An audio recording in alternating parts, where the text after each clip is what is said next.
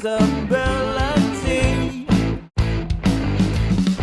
This plugin is called the BusRide. It's actually the first plugin I'm releasing, and I'm pretty excited about that. And honestly, I don't even know if there's going to be a second one or 10. We'll see. But what I can tell you is that this one plugin replaces my whole mix bus chain, and that includes my hardware bus compressor. So in this video, I'm going to show you how it works, how it sounds like on a mix bus, on instrument buses, and in other places you probably wouldn't expect. All right, let's do it.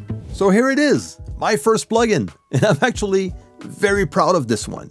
I designed it in a way that it's easy and intuitive to work with. And even if it's simple to use, it's not a one knob does it all type of approach. Okay, I still want to keep some control on the processing that I have on this plugin. So you'll see how easy it is to get around this plugin and to work with it. But first, a little backstory. When it comes to mix bus processing, something I've been working with for so many years is my hardware bus compressor. The Tegler Crème, which sounds amazing, and I'm not going to get rid of that unit anytime soon. And on top of that, I also have several plugins that I like to work with when it comes to mix bus processing. But now the problem I was facing is that I also like to mix outside the studio, bring my laptop and headphones with me, sit down upstairs, on my couch, on my kitchen table, the counter, whatever, and just start working. I love this environment, but after several hours, I kind of like a change of sceneries. And I don't like to be slave to only one space because I use a bunch of hardware to mix into. I love my freedom and the flexibility to mix inside and outside the studio. So there's no way I'm gonna bring my hardware with me when I mix outside the space. So from that point, I was just looking for an alternative in the plugin world to help me out here. But now the Tegler Crème is not only a compressor, it also has a 2-band Pultec type EQ. So it does compression, but also some tone shaping. And I already have other plugins on my mix bus chain, and I didn't want to add even more plugins to the chain. So I asked myself, why don't I just combine what I get with the hardware plus my other plugins into one single plugin, like my own mix bus processing recipe. So here we are with BusRide. So now if we look at the controls and what we have here with BusRide, it's pretty straightforward. The first thing to notice and to pay attention to is the controls we have on the top of the plugin.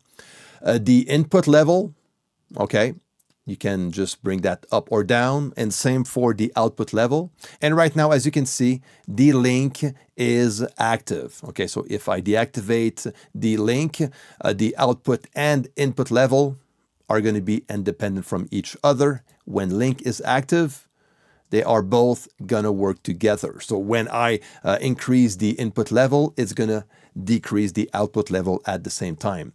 So the signal goes first into the input stage of the plugin, which is controlled again by the in knob, and the out knob will be the output stage of the plugin after all the processing.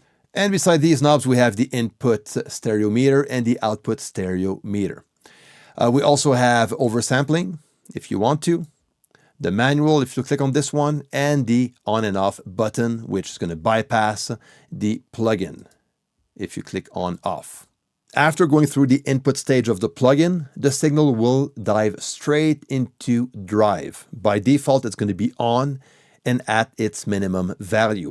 Basically, it's going to start tone shaping the sound right away, giving you a bit more of an analog type vibe and color. A bit like console harmonic distortion, okay, something very gentle, but very nice, warm color. You can deactivate that if you want to have like a super clean signal by just clicking on the orange LED we have right here, okay, that will bypass the drive circuit.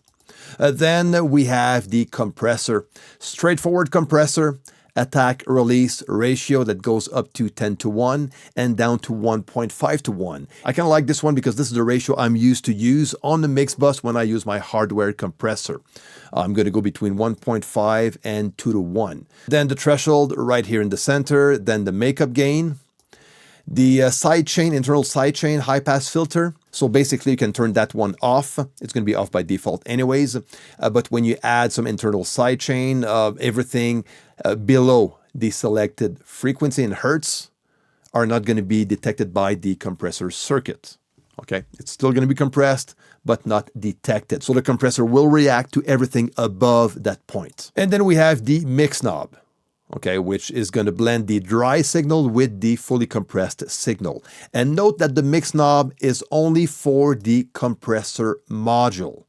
It doesn't affect the whole plugin, okay, only the compressor. Then on top, by default, the compressor is set to stereo. But you can also switch it to dual mono if you want to. Now, if you want me to, I can do a dedicated video on the differences between dual mono and stereo. Let me know down below if you want that. But basically, dual mono will compress the left and right channel separately. So they are both going to be compressed individually, okay, not together like stereo compression will do. Okay, which can add some movement to the sound when you set up dual mono, since the left and right channels are not being compressed at the same time. It could add a bit more movement, a bit more stereo width also. So depending on what I'm mixing, sometimes I'm going to use dual mono on the mix bus, on the drum bus also. But this is in a case where I'm a bit gentle when it comes to the amount of gain reduction, because if I have too much gain reduction and I use dual mono, it can actually mess up the center axis of the signal. Okay, but when done correctly, it could add a very nice movement and stereo width to the signal. So after going through the compressor, the signal is going to go straight into the EQ module at the bottom. It's a 3-band EQ. Okay, I'm going to bypass everything else. Let's have a quick listen on what we have here with compression.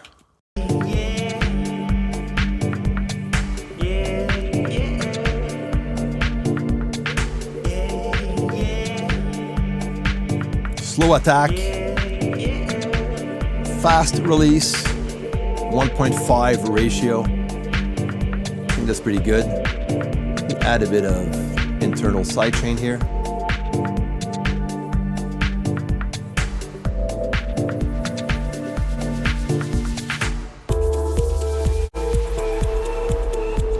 Okay, and now drive. I'm going to add a bit more drive here. And as you can see, it's pretty gentle. You notice right away when I bypass it. Okay, so I kind of like to add just a bit, just enough to have a nice analog type color and vibe.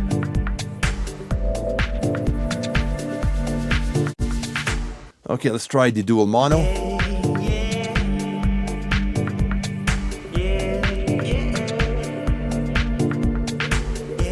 Back to stereo.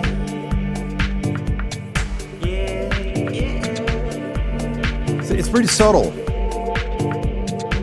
but you can hear a bit of the left-right movement going on when it's in dual mono mode. So if you have a lot of elements that are hard-panned left and right, this is where dual mono will be more noticeable. Okay. Then we have the EQ module at the bottom. Now the order of these two modules can be changed by just clicking on the Comp EQ button right here. By default, the EQ module will come after the compressor. But if you want to, by clicking here, you can bring the EQ first and then the compressor will follow. So this is a matter of taste, but you have the ability to do so. So I'm going to leave the EQ after the compressor for this one. Now you will notice that this EQ is a bit more colorful than other EQs. It has a bit, again, a bit of an analog type vibe.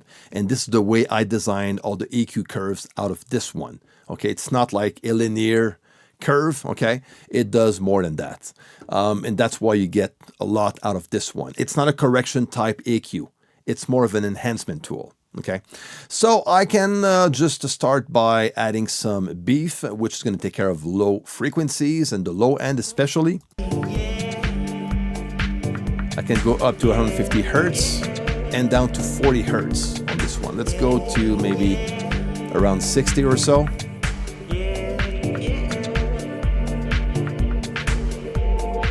Love it. So we can add a lot. I'm overdoing it right now.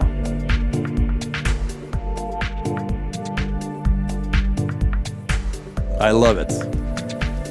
Okay, let's add just a bit here. Okay, then when it comes to the mid, it's just basically the mid-range from 200 hertz up to 4K, I believe. There you go. And you can cut or boost, basically. Okay, and the way it cuts, it's a bit more narrow when it comes to the Q factor. And the Q factor changes the more you cut. And it's a bit more broad when you boost. So again, very colorful.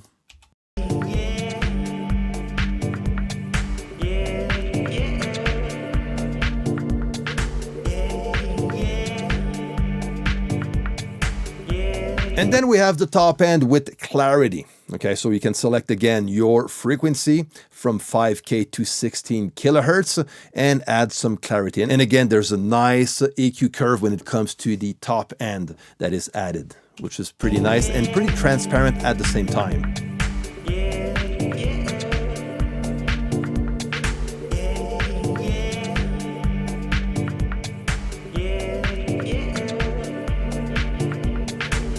And as you noticed, everything is more on the gentle side of things. I didn't want to make an EQ that is very aggressive. I want it to be very gentle. We're talking about instrument buses, especially the mix bus. When it comes to mix bus processing, you can go a long way with gentle moves. Now, if I bring my frequency to 16 kilohertz, this is where you're going to add some air to the signal, but in a very smooth way. Listen to this.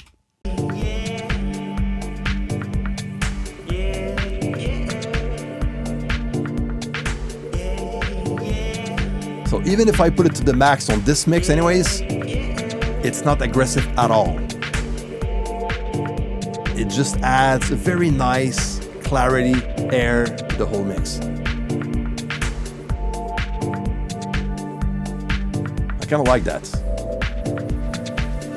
Now, once the signal goes through the drive, compressor, and EQ, the next following processing is saturation, right here in the center. Now we have the choice between tape saturation and tube saturation. I'm going to change songs here. If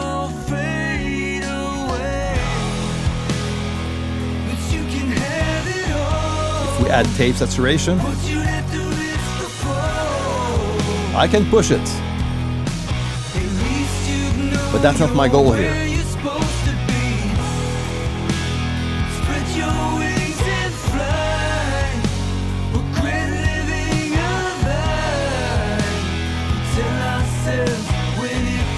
Then let's try the tube saturation. See how that one goes.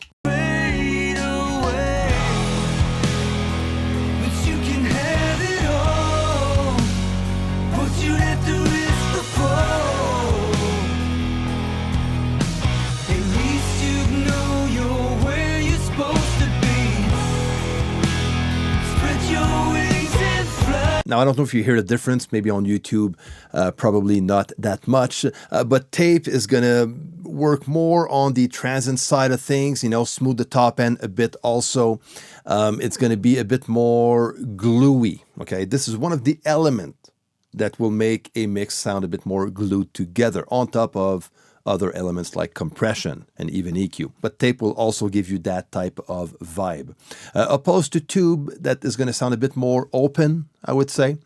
So it depends on what you need on the mix bus. I kind of like tape saturation on the mix bus, and on instrument buses, tube can work very well, especially on a drum bus. Okay, and we'll look at that later. Now, if you want to deactivate saturation, just turn it off. And that's it, okay? Then we have mono bass, which will basically mono up everything under that specific frequency selected.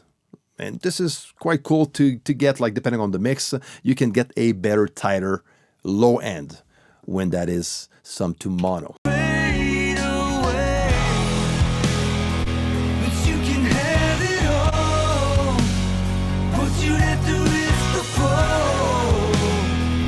Now, on the other plugins I was using, the BX Digital V3 was the one who had a mono bass type control, and also a good stereo imager that I also have here on this plugin, and this one is called Width.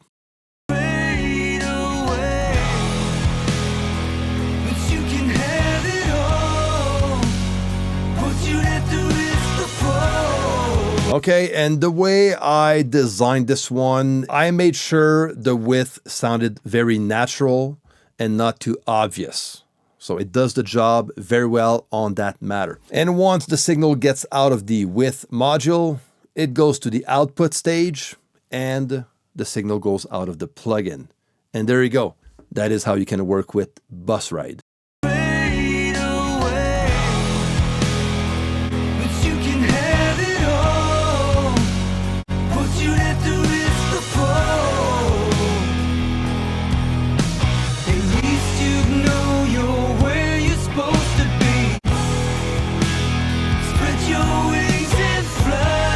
Now, the cool thing with this plugin is that you don't need to use all the modules if you don't want to. To turn off the compressor, you click on this comp and red LED, and same for the EQ. You just click on EQ and the blue LED, and it's going to bypass the EQ circuit. So all the modules here can be turned off. For example, for this mix, I'm just going to use some drive, saturation, and a bit of width. And when it comes to drive and saturation, I'm only turning those on without adding more saturation to the signal. And only with these active, you can hear a tiny, subtle difference.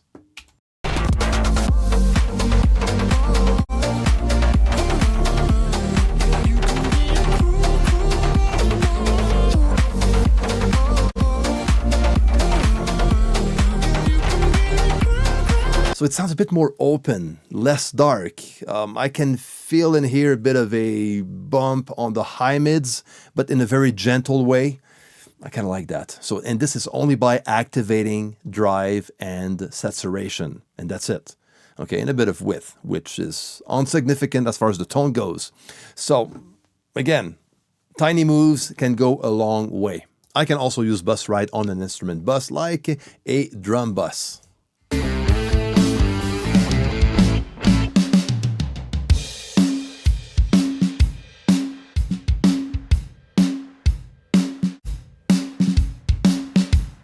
That sounds great.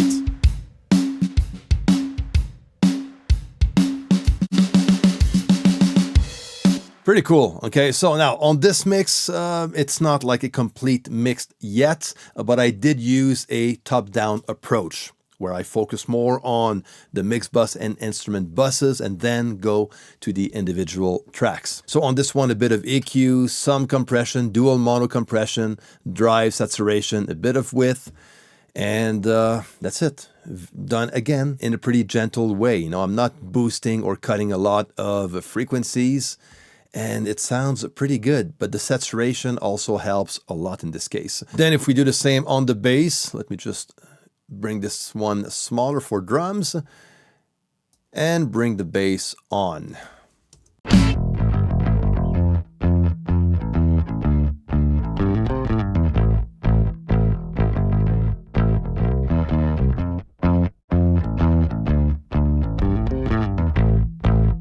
Nice. So some saturation, a bit of EQ also, just to add a bit more beef to the bass sound.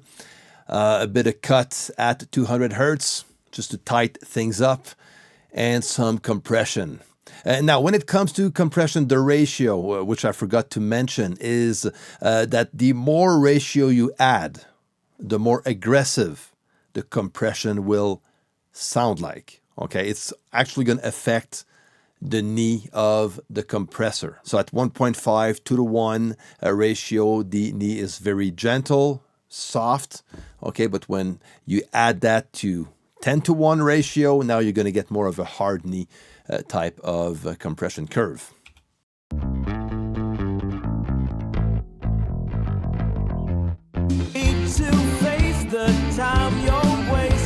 That's cool. All right, let's bring this one down and go to the guitar bus.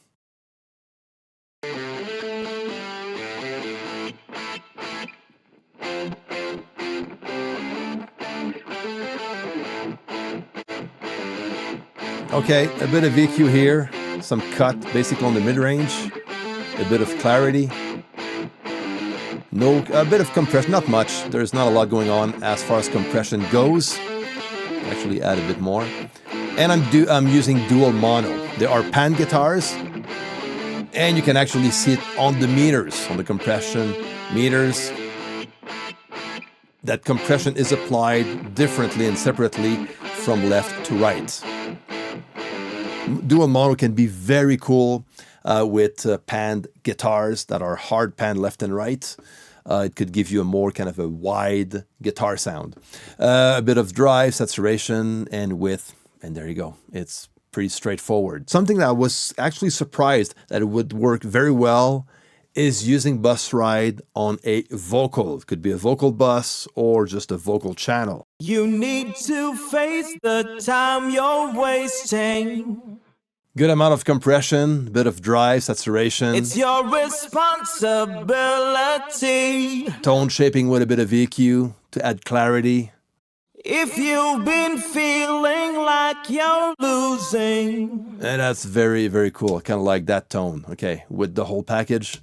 You need to face the time you're wasting. It's your responsibility. Very cool. Okay. And on top of that, there's one also on the mix bus, of course. And on this one, let's bypass the drive and saturation. I already have that taken care of with the instrument buses instance of BusRide. And I just focused on compression and a bit of tone shaping also. You need to face the time you're wasting. It's your responsibility. Okay, that's pretty cool. Now if I bypass all the BusRide plugins I have on instrument buses plus the mix bus, this is what I get. You need to face the time you're wasting. It's your responsibility. If you've been... That is insane. Now, again, this is a top-down mixing approach. And for me, it's right now my favorite tool to work with for this matter. You can see how far you can go by using only that one plugin. I'm pretty sure some of you are going to ask me, yeah, but what about a comparison between your old plugin chain that includes the hardware with your plugin? All right, let's try it out. I have a copy of the song where my old plugin chain was applied, and then another copy with the BusRide plugin on.